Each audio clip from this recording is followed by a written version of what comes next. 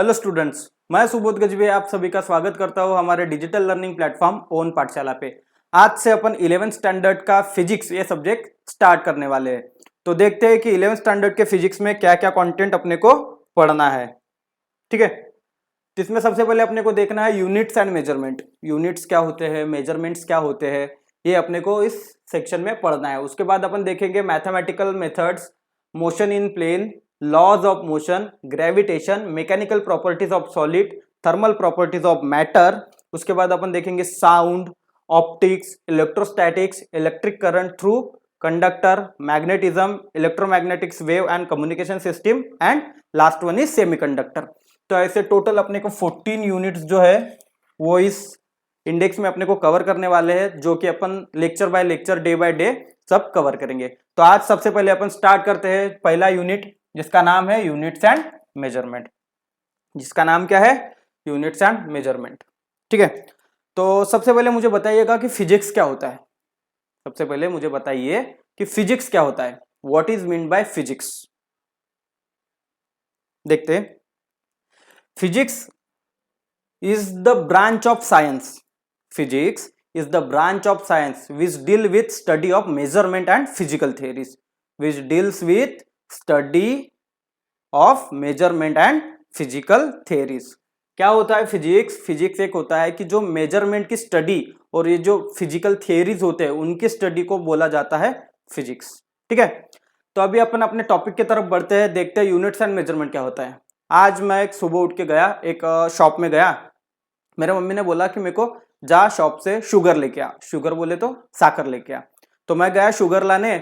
उसको शॉपकीपर को मैंने बोला कि भैया मुझे शुगर चाहिए, मुझे शुगर चाहिए। उसने बोला कि तुझे शुगर कितनी चाहिए? मैंने बोला मेरे को 5 दे दो। मैंने बोला मेरे को 5 शुगर दे दो। तो क्या हुआ, उसने मेरे को बोला 5 क्या? 5 क्या? क्या 5 दाने में तुझे शुगर के दूं, या फिर 5 जो बोरे रहते हैं भरे पड़े वो मैं तुझे शुगर के दूं? तो मैंने बोला उसको कि मेरे को 5 दे दो। मुझे तो नहीं पता कि 5 क्या।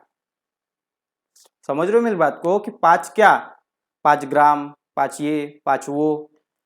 तब मुझे पता चला कि नहीं, 5 क्या तो 5 किलो मुझे चाहिए। तो मैंने उसको बोला कि भैया 5 किलो मुझे शुगर दे दो। तो उसने मेरे को एक बैग में पैक करके 5 किलो शुगर मुझे दी। इसमें क्या हुआ, जब मैं उसको 5 बोल रहा था तो वो समझ नहीं पा रहा था कि 5 क्या, 5 क्या।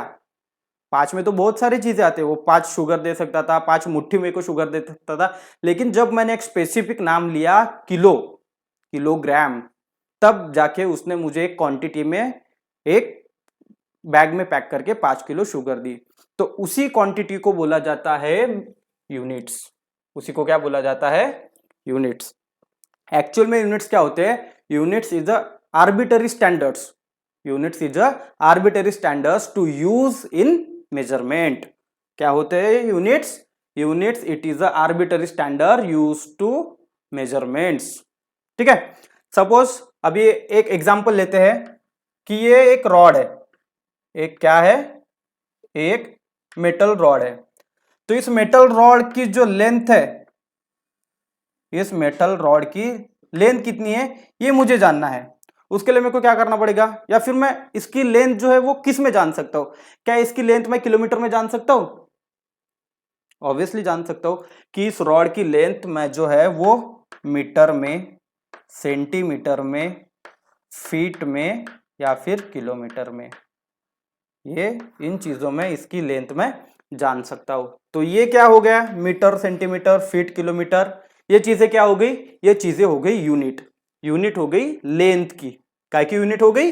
लेंथ की। क्या की यूनिट हो गई? वो लेंथ की।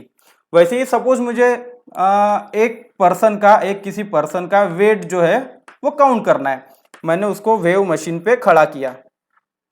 मैंने उस पर्सन को क्या है, वेव मशीन पे खड़ा किया। तो वेव मशीन पे खड़ा करने के बाद मेरे को वेव मशीन में क्या दिखेगा?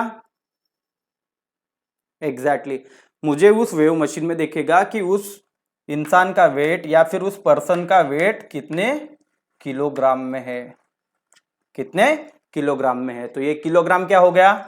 ये किलोग्राम भी एक यूनिट हो गया। ये किलोग्राम क्या हो गया? 1 किलोग्राम भी एक यूनिट हो गया।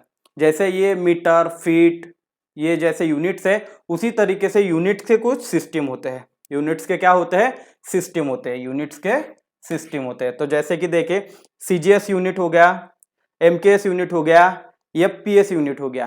तो एक्चुअल में ये है क्या? तो क्या होता है, डिफरेंट कंट्रीज जब पहले बात करें 1971 के पहले जो है वो, जैसे ये कंट्रीज है, ये अपना अर्थ है, ये ए कंट्री हो गया, ये यहाँ पे कोई बी कंट्री हो गया, यहाँ पे कोई सी कंट्री हो गया। तो क्या होता था, जो ये ए कंट्री थी उसके जो यूनिट्स थे वो पूरे सीजीएस में थे। जो उसके यूनिट्स थे वो सीजीएस के बारे में पढ़ते थे या फिर सीजीएस का यूज करते थे। उसके बाद जो बी कंट्री हो गया वो एमकेएस का यूज करता था, वो एक एमकेएस का यूज करता था। और ये जो सी कंट्री हो गया वो एफपीएस का यूज करता था। तो ऐसे में क्या होता था, जैसे किसी एक कंट्री ने कोई डेवलपमेंट की या फिर कोई रिसर्च करके एक यूनिट क्रिएट किया, तो उसका पूरा डेटा जो रहता था वो सीजीएस में रहता था, उसका पूरा डेटा सीजीएस में रहता था। लेकिन जब ये कंट्री बी कंट्री को अपना डेटा फॉरवर्ड करेगी, जब ए कंट्री बी कंट्री को अपना डेटा फॉरवर्ड करेगी, तो उसको क्या करना पड़ेगा, ये सीजीएस का पूरा इक्विवेलेंट जो रहता है, मतलब पूरा जो कन्वर्ट करके एमकेएस में उसको भेजना पड़ेगा। क्या करना पड़ेगा, जो सीजीएस में जो जितना भी डेटा उनके पास है उनको वो एमकेएस में कन्वर्ट करके बी कंट्री को भेजना पड़ेगा। तो ये जो प्रोसेस थी ये क्या थी, ये प्रोसेस बहुत अनकन्वीनियंट थी। क्या थी? अनकन्वीनियंट थी, डिफिकल्ट थी। तो इसीलिए क्या हुआ, 1971 में क्या हुआ कि एक इंटरनेशनल कॉन्फ्रेंस हुई।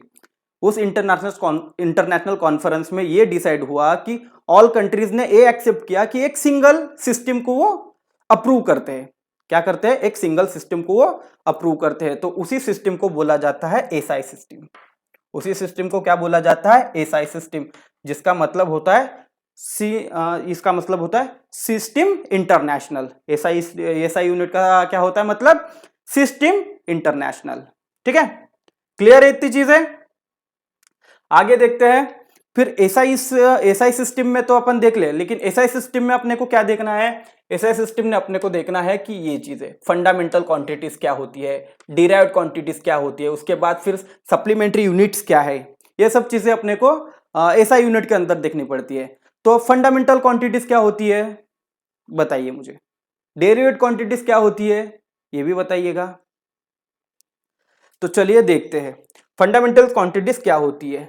ऐसी क्वांटिटीज जिसके मेजरमेंट के लिए किसी और क्वांटिटीज पे डिपेंड रहना नहीं पड़ता, उसी क्वांटिटीज को क्या बोला जाता है? फंडामेंटल क्वांटिटीज बोले जाते हैं। क्या बोले जाते हैं? इसकी डेफिनेशन देखते हैं अपन। It is quantity which does not depend on any other quantities for its measurement. मतलब ऐसी एक क्वांटिटी जिसके मेजरमेंट के लिए वो किसी और क्वांटिटीज पे डिपेंड ना करती हो। ठीक है, तो इसके एग्जांपल देखते हैं। लेंथ अपन काय में मेजर करते हैं? लेंथ अपन मेजर करते हैं मीटर में। लेंथ अपन काय में मेजर करते हैं? मीटर में। उसके बाद अपन देखेंगे मास अपन केजी में जो है किलोग्राम में मेजर करते हैं। टाइम है अपन सेकंड में मेजर करते हैं। तो ऐसी क्वांटिटी हो गई जिसके जो किसी पे डिपेंड नहीं करती मेजरमेंट के लिए। अगर मुझे एक रॉड का मेजरमेंट करना है तो मैं उस रॉड का मेजरमेंट कैसे करूंगा? लेंथ से ही करूंगा, लेंथ से ही करूंगा ना। या फिर किसी दो कॉम्बिनेशन को या किसी दो क्वांटिटीज को मिला के थोड़ी ना तीसरा कोई क्वांटिटीज मतलब बनाऊंगा और उससे उनका मेजरमेंट करूंगा। ऐसा होगा क्या? नहीं होगा ना। तो उसी को बोला जाता है फंडामेंटल क्वांटिटीज। फिर डिराइव्ड क्वांटिटीज क्या है? फंडामेंटल क्वांटिटीज अपने देख लिए, तो फिर डिराइव्ड क्वांटिटीज क्या है? तो डिराइव्ड क्वांटिटीज क्या होती है? It is quantity which depends on any fundamental quantities for their measurement. मतलब ऐसी कुछ क्वांटिटीज होती है जो डिपेंड करती है अदर क्वांटिटीज पे उसके मेजरमेंट के लिए। क्या करता है? क्या बोला मैंने? ध्यान से सुनिएगा। ऐसी क्वांटिटीज जो डिपेंड करती है किसी और क्वांटिटीज पे उस खुद के मेजरमेंट के लिए। तो इसका एग्जांपल देखेंगे अपन। स्पीड क्या होती है? स्पीड होता है डिस्टेंस। स्पीड होता है डिस्टेंस अपॉन टाइम। स्पीड क्या होता है? Distance upon time. Distance actual में क्या है? डिस्टेंस एक्चुअल में है लेंथ। डिस्टेंस एक्चुअल में क्या है? लेंथ। और टाइम क्या है? टाइम तो टाइम ही होता है। तो ये क्या हो गई? ये कॉम्बिनेशन हो गया स्पीड क्या हो गई, combination of length and time. मतलब दो क्वांटिटीज यहां पे मिल गई, दो क्वांटिटीज के कॉम्बिनेशन के साथ एक नई क्वांटिटी अपने को मिल गई, मतलब नया एक यूनिट अपने को मिल गया, उसी को बोला जाता है डिराइव्ड क्वांटिटीज।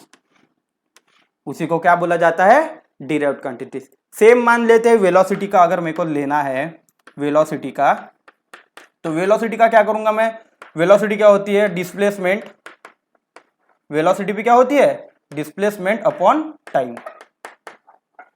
वेलोसिटी भी क्या होती है, डिस्प्लेसमेंट अपॉन टाइम।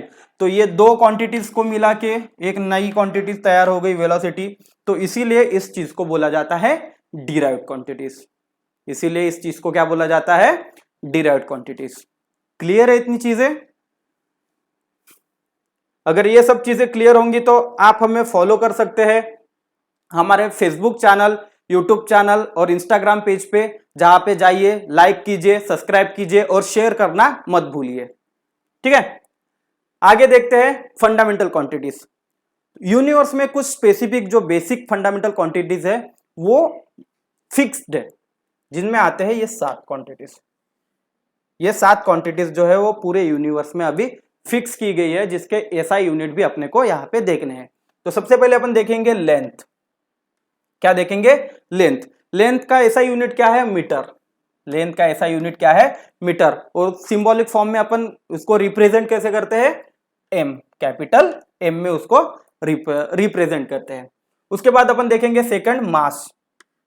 मास क्या है, मास एक किलोग्राम में मेजर किया जाता है, फिर उसका एसआई यूनिट बोल सकते हैं कि किलोग्राम है, जिसको सिंबल में लिखा जाता है कैपिटल स्मॉल के एंड जी।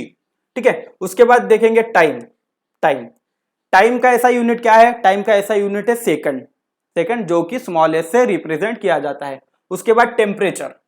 टेम्परेचर, टेम्परेचर का ऐसा यूनिट है केल्विन, जो कि कैपिटल के में डिनोट किया जाता है। उसके बाद देखेंगे इलेक्ट्रिक करंट। इलेक्ट्रिक करंट का ऐसा यूनिट क्या है, एम्पियर, जो ए से डिनोट किया जाता है। फिर ल्यूमिनेस इंटेंसिटी। ल्यूमिनेस इंटेंसिटी का ऐसा यूनिट क्या है, कैंडेला। ल्यूमिनेस इंटेंसिटी का ऐसा यूनिट क्या है, कैंडेला, जो डिनोट किया जाता है सीडी से। उसके बाद देखेंगे amount of substance. Amount of substance जिसका ऐसा यूनिट है मोल। मोल, ये जो मोल है वो अपने को 11th स्टैंडर्ड के केमिस्ट्री इस पार्ट में अपन डिटेल्स में देखने वाले हैं। मोल, मोल क्या होता है, मोल डिपेंड करता है मास पे। मोल डिपेंड किस पे करता है, मोल डिपेंड करता है mass of the body and molar mass. काय पे डिपेंड करता है, mass of the body and molar mass पे मोल डिपेंड करता है। तो इसका सिंबल क्या है, MOL। ध्यान दीजिएगा, यहाँ पे ई नहीं लगाना है अपने को, इसका सिर्फ सिंबॉलिक फॉर्म क्या है, MOL। तो ये जो 7 बेसिक क्वांटिटीज है, फंडामेंटल क्वांटिटीज, वो अपन ने देख लिए। उसके बाद अपन देखते हैं कुछ सप्लीमेंट्री यूनिट्स। क्या देखते हैं, सप्लीमेंट्री यूनिट्स।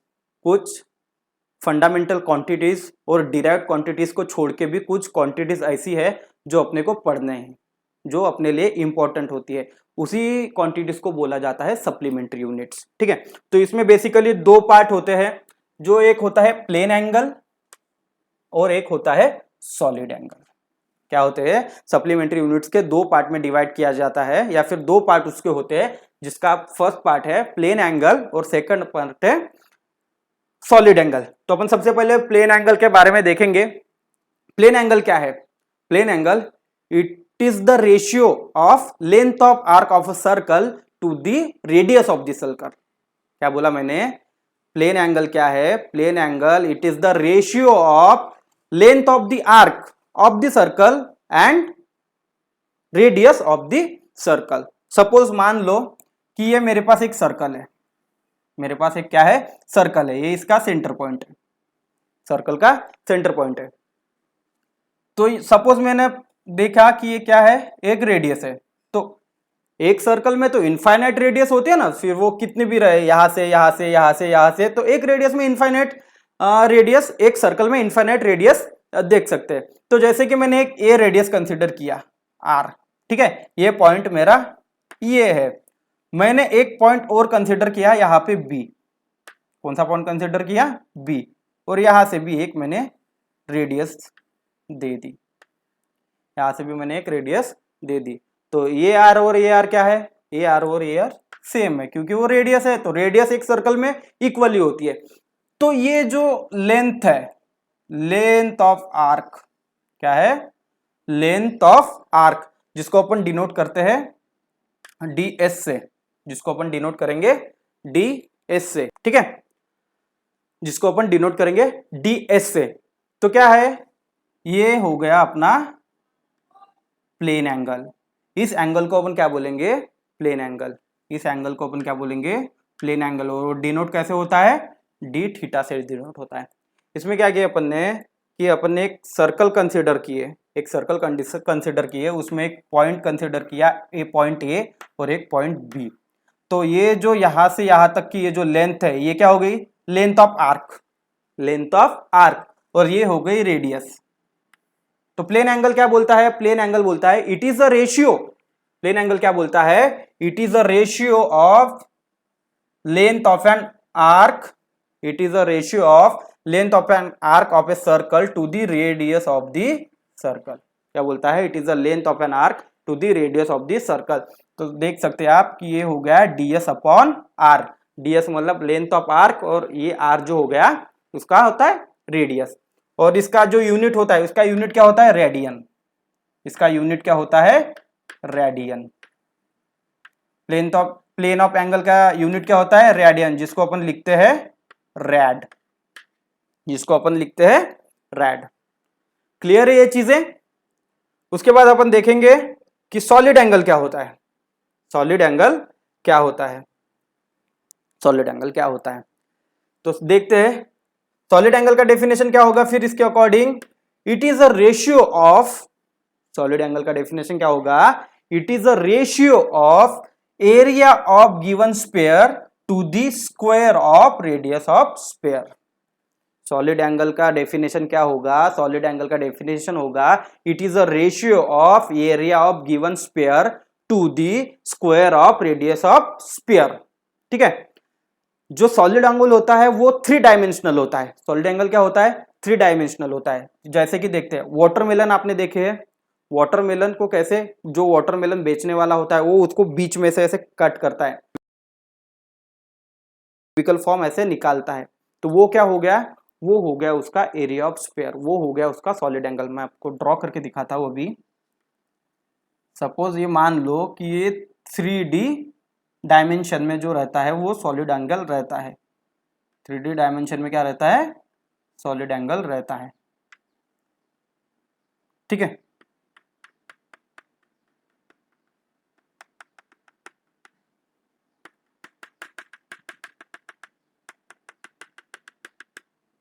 ओके, दिख रहा है ये कुछ वाटरमेलन के वो पीस जैसा कुछ दिख रहा है क्या। तो ये हो गई उसकी रेडियस, ये क्या हो गई, ये हो गया सेंटर पॉइंट, ये हो गया आर्क उसका, और ये इतनी जो हो गई ये क्या हो गई, उसकी रेडियस हो गई। इतनी क्या हो गई, इसकी रेडियस हो गई। ये जो एरिया है, ये जो एरिया ऑफ स्फीयर है, गिवन स्फीयर, इसको अपन डिनोट करते हैं DA से। इसको क्या बोलते हैं, DA से डिनोट करते हैं अपन एरिया ऑफ स्फीयर को। और ये जो एंगल होता है, इस एंगल को बोला जाता है सॉलिड एंगल, जो कि डिनोट होता है D ओमेगा से, जो कि डिनोट कैसे होता है, D ओमेगा से। और इस जो सॉलिड एंगल है वो मेजर करते हैं स्टेरेडियन में। काय में मेजर करते हैं, स्टेरेडियन में, जिसको डिनोट करता है स्मॉल SR से, जिसको डिनोट किया जाता है स्मॉल SR से। क्लियर है इतनी बातें। आई होप आप सभी को ये बातें समझ में आ गई होंगी। अगर इसके बाद का जो टॉपिक है वो अपन नेक्स्ट लेक्चर में देखेंगे। तब तक के लिए थैंक यू।